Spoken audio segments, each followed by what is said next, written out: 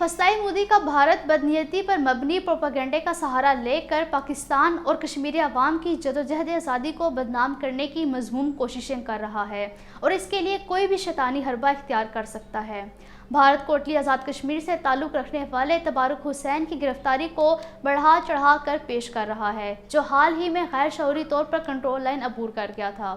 उसे भारतीय फौजियों ने गोली मारकर जख्मी किया, जिसके बाद उसकी कई वीडियो सोशल मीडिया पर वायरल हुई, जिनमें उन्हें एक चारपाई के साथ बंधा हुआ देखा जा सकता है और वो अजीबोगरीब हरकतें भी करते दिखाई दे रहे हैं, क्योंकि वो ज़हनी तौर पर मासूर हैं।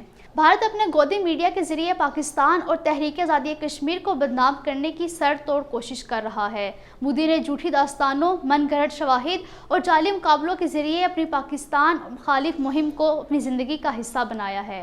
भारत दहशतगर्दी की सरपरस्ती करने वाला खुद एक सरकर्दा मुल्क है। पाकिस्तान और कश्मीरी अवाम अपने खिलाफ भारत के हाइब्रिड जंगी हथकंडों को नाकाम बनाने के लिए पुरअज़्म है। कश्मीरी सहाफ़ी आसिफ सुल्तान अपनी ज़िंदगी के 4 बरस भारतीय जेलों में मुकम्मल कर चुके हैं। उन्हें 27 अगस्त 2018 में काले कानून पब्लिक सेफ्टी एक्ट के तहत गिरफ्तार किया गया था। श्रीनगर की एक अदालत ने रवां बरस 5 अप्रैल को उनकी दरख्वास्त जमानत मंजूर की थी, लेकिन CIK नामी एजेंसी ने उन्हें दोबारा पब्लिक सेफ्टी एक्ट के तहत गिरफ्तार किया था। वो इस वक्त उत्तर प्रदेश की आगरा सेंट्रल जेल में नज़रबंद हैं। कमेटी टू प्रोटेक्ट जर्नलिस्ट समेत कई बैनुल-अक़वामी तंजीमें आसिफ सुल्तान की फौरी रिहाई का मुतालबा कर चुकी हैं।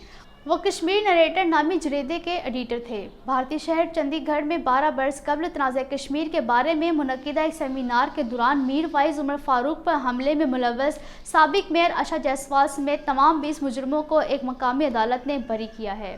मकबूजा जम्मू कश्मीर में हाई कोर्ट बार एसोसिएशन ने मुमताज़ वकला मियां अब्दुल क़य्यूम और मंजूर अहमद डार के खिलाफ मीडिया रिपोर्ट पर तशवीश का इजहार करते हुए उन्हें मनगढ़ंत और सच्चाई के बिल्कुल बरअक्स करार दिया है।